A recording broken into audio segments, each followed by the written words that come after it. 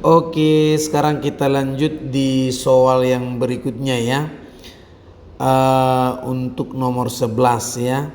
Andri melemparkan sekeping uang logam sebanyak 3 kali. Variabel acak X menyatakan banyak hasil sisi angka yang diperoleh. Hasil yang mungkin untuk X adalah, nah jadi di sini si Andri melempar sekeping uang logam sebanyak 3 kali ya. Jadi kita lihat dia melempar sebanyak 3 kali. Nah berarti kemungkinan yang muncul itu berarti kan kalau kita perhatikan, nah ini berarti bisa nanti angka-angka gambar, kemudian angka gambar angka gambar gambar, gambar angka gambar angka gambar, gambar angka, gambar gambar. Jadi total ada sebanyak 8 gitu ya.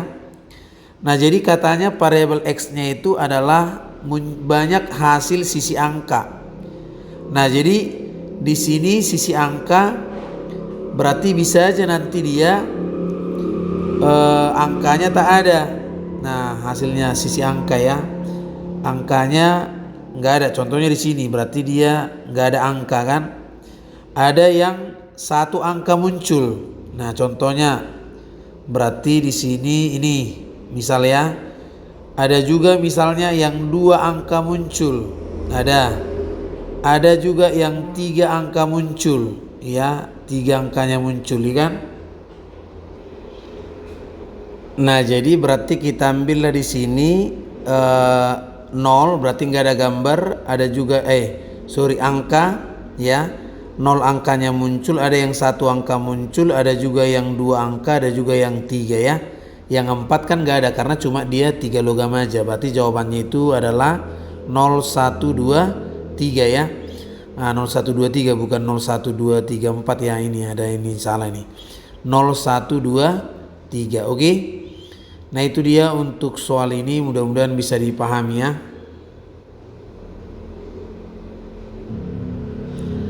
Oke kita lanjut di soal berikutnya ya.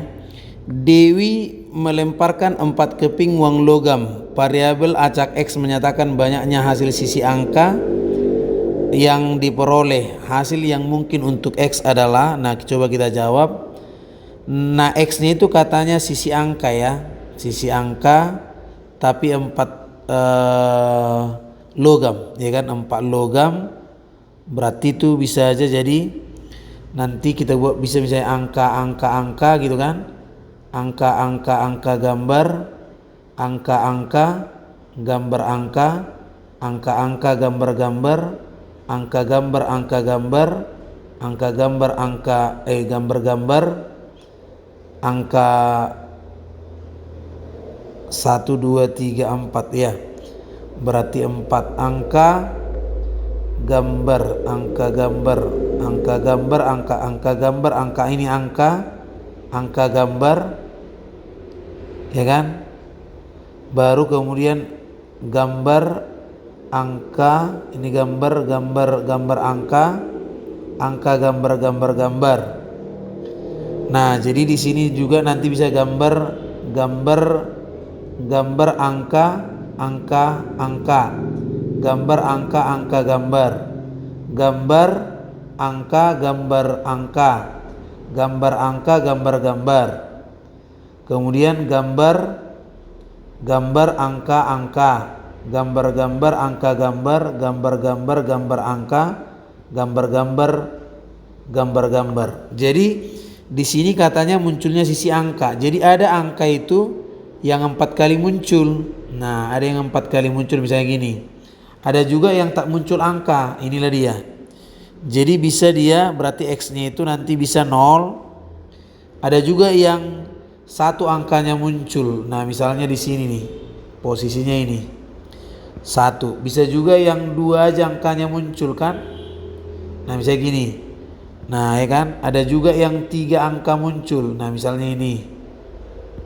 Ada juga yang 4 angkanya muncul ya. Nah jadi 0, 1, 2, 3, 4 itulah dia hasil yang mungkin untuk X. Oke? Seperti itu. Kita lanjut ke soal berikutnya ya. Oke. Nah, sebuah kantong berisi 3 butir kelereng merah dan 5 butir kelereng putih. Dari dalam kantong tersebut diambil 2 butir kelereng sekaligus. Variabel acak X menyatakan banyaknya kelereng merah yang terambil ya. Kelereng merah yang terambil. Maka nilai PX sama dengan 1 adalah, kita coba jawab ya. Nah, jadi yang pertama kita cari dulu, yang pertama adalah ruang sampelnya ya. Nah, katanya ada 3 merah, 5 putih ya. Berarti diambil 2, berarti kombinasi 2 dari 8 karena ada 8 bola. Jadi ini 8 faktorial per 2 faktorial, 8 kurang 2 faktorial kan. 8 faktorial per 2 faktorial kali 6 faktorial. Berarti 8 kali 7 kali 6 faktorial per 2 kali 1 kali 6 faktorial. Matilah ini. 8 bagi 2 4, 4 kali 7 ya. Berarti 28 ruang sampelnya. Nah, jadi di sini kan ingat bahwasannya PX sama dengan 1, artinya tadi kan kalau dia X itu menyatakan kelereng merah terambil. Jadi kalau dikatakan misalnya PX sama dengan 1, artinya berarti 1 merah terambil. 1 merah. Otomatis kalau 1 merah pasti 1 putih, kan gitu. Maka NA-nya jadinya apa? Kombinasi 1 dari 4 gitu kan. Karena merah. Kali kombinasi 1 dari kombinasi 1 dari 3 karena 3 warna merah. Kemudian kombinasi 1 dari 5 gitu. Berarti ini 3 kali 5 berarti 8 gitu. Kok dijumlah pula ya kan? 3 kali 5 berarti 15 ya. Berarti PX sama dengan 1, berarti jadinya NA dibagi dengan NS. Jadi 15 per 28 gitu. Jadi jawabannya 15 per 28. Oke? Itu dia untuk penyelesaiannya, mudah-mudahan bisa dipahami ya. Kita lanjut ke soal berikutnya. Oke, variabel acak X menyatakan banyak hasil gambar pada pelemparan 2 keping mata uang logam. Nilai PX sama dengan 2 adalah, baik kita coba jawab. Nah, pada pelemparan 2 keping mata uang logam, berarti kan ruang sampelnya itu jelas adalah 4 ya kan, yaitu apa? Angka-angka, angka gambar, gambar angka, gambar gambar. Nah, jadi NS-nya udah 4. Sekarang kita lihat yang katanya NX sama dengan 2. Tadi X-nya itu kan menyatakan hasil gambar, berarti gambar muncul 2 kali. Kalau gambar muncul gambar 2 kali ya, berarti dua-duanya gambar, itu maksudnya. Dua-duanya gambar, berarti ini hanya ini. Berarti dia sebanyak 1. Sehingga PX sama dengan 2, berarti kan NA atau NX sama dengan 2 per NS. Berarti 1 per 4 gitu.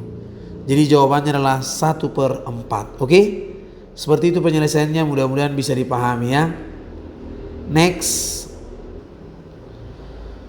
Oke, sebuah dadu dilemparkan sebanyak 4 kali. Peluang muncul mata dadu berkelipatan 2 sebanyak 2 kali adalah, nah jadi di sini kita gunakanlah peluang distribusi binomial ya. Maka peluang ya kan, peluang ini bisa kita buat binomial X N ya kan, K. Nah ini jadinya kombinasi K dari N, di sini P pangkat K, kemudian di sini Q pangkat N kurang K. Nah jadi berarti yang diambil kan katanya 2 kali ya, 2 kali berkelibatan 2, berarti dari 4. Berarti kombinasi 2 dari 4. Nah kemudian yang kelipatan 2, kita lihat kelipatan 2. Kelipatan 2 itu kan berarti 2, 4, baru 6. Itu kelipatan 2. Berarti artinya dari sini untuk P-nya berarti ada P-nya ini jadinya apa? Ya sama dengan misalnya P kelipatan 2 ya. Kelipatan 2 berarti 3/4 gitu. Bisa ya? Sorry ya, bukan 3/4 ya, karena ruang sampelnya tadi 6 ya. Nah ini 6, karena dia satu diadu kan 6 ya. Berarti yang kelipatan 2 ada 3, ruang sampelnya 6. Jadi berarti ini menjadi 1/2. Nah jadi kita masukkanlah kemari 1/2 pangkat 2 kali. Berarti Q-nya kan kalau P-nya setengah, berarti Q-nya jadi 1 kurang setengah. Jadi setengah pangkat 2 juga kan. Jadinya 4 faktorial per 2 faktorial 2 faktorial jadi setengah pangkat 4 ya. Jadi 4 kali 3 kali 2 faktorial per 2 faktorial kali 2 kali 1 ini mati kali 1/16. Jadi 12 kali 1/32 ya kan. Jadi kalau dicoret ini sama-sama bagi 4 3/8 ya. 3/8 berarti sekitar 0, sekian lah itu ya. Jadi 3 bagi 8. Oke. Nah mudah-mudahan itu bisa dipahami ya. Coba diperhatikan, mudah-mudahan bisa nantinya mendapatkan nilai yang bagus ya. Oke, itu dia.